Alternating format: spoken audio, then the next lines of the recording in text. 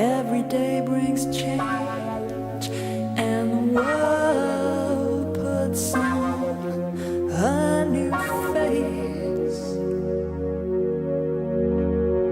Certain things rearrange, and this whole world seems like a new place.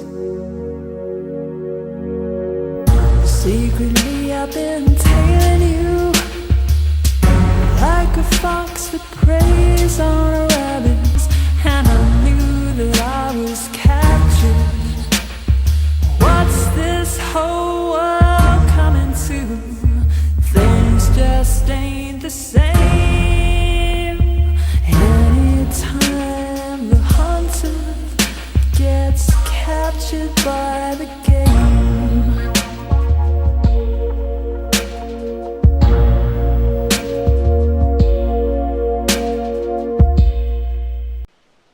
Hello again, this is part 3 on my Panther series. Today's going to be an general overview of panthers and their nature. As you notice, it starts out in German. I would suggest that if you are German, you can read this and then go over it, but if you're not, I'm going to read it in English.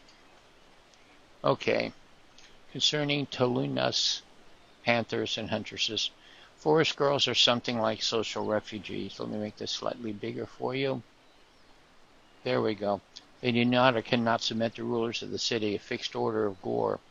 They live hidden in the woods and are constantly struggling to survive.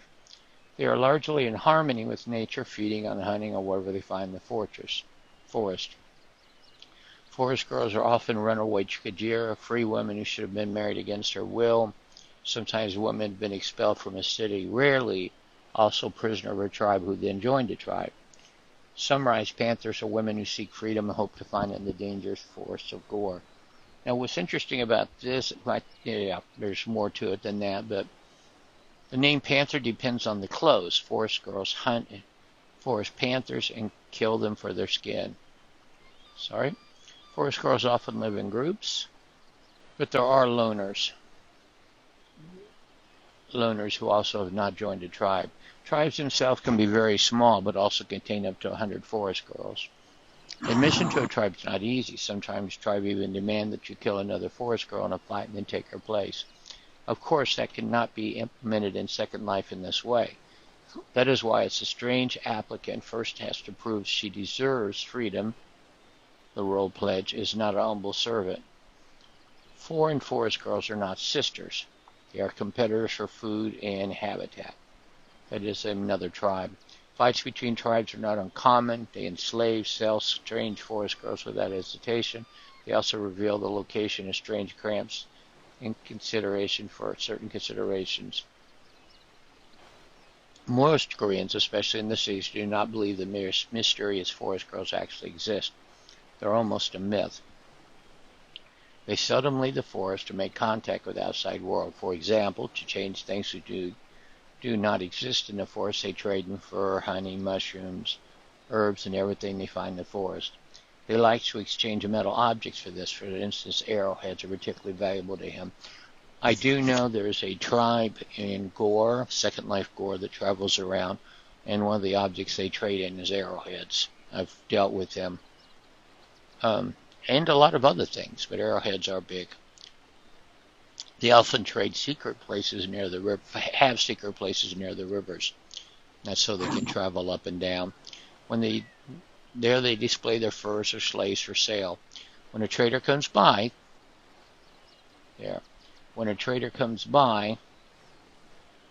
they suddenly emerge from the forest for trading. These places are reasonably safe because both parties benefit from this. The forest girls get hard to find items, traders get most beautiful furs. This reminds me of the French in the Americas. But those who do Earth history, if you remember right, the French used to go up and down rivers, they'd trade furs. Very, very much the forest girls are like the French. Some Korean men fear the panthers, so they send Kajira for trading. Gee, that's real brave of them. They said the forest girls are often far more generous towards women than men. Let you read the German.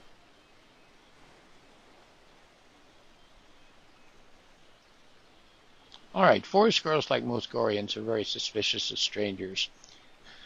In the Gorean language, stranger is identical to the word enemy, and that's true both in the cities and out. So be careful if someone greets you with "Tao, stranger." Therefore, with few exceptions, no strangers allowed into your camp, who will then leave without a collar. That forest girls generally hate men as a prejudice is not true. Depends on who decides to join the tribes. There's a reason some of these girls are mostly with girls. It depends on the experience of the huntress with men. Behavior towards slaves can also vary. For one, a slave who has no urge for freedom is an inferior beating. In the other, perhaps, knows life as a slave and has understanding. Forest girls are physically inferior to men. They are aware of this fact. That's why they often fight with bows. Ranged weapons, and more skilled, nimble, and sly than most warriors. And to be perfectly honest, and I have a video for it, some of the best training grounds in Gore are the Panther ones. Far, far better than any of the ones I found in cities. And I have a video that shows you, gives you the links where to go to practice on some of their fields. Incredible. Well, men who pick up the territory are men who picked up on their territory, enslaved and sold. They release prisoners in exchange for goods. Oddly, this happened to me last week, where they came to my city and captured me and was going to exchange me for money or goods. A forest girl is considered to be an extremely passionate slave once her will is broken. For this reason, the forest girls are sometimes very popular as Kazira. Breaking their wills, however, is very difficult. She'll keep trying to regain her freedom. It's one of the reasons why I tend not to capture panthers. They invariably, even silliness, they escape in odd ways. They fade to black, go out the door.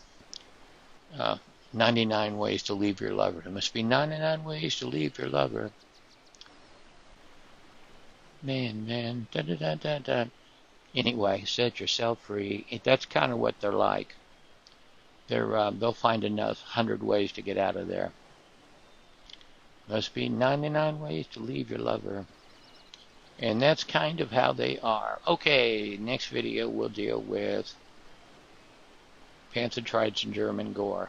But that's an overview of Gore Panthers, their culture and how they function.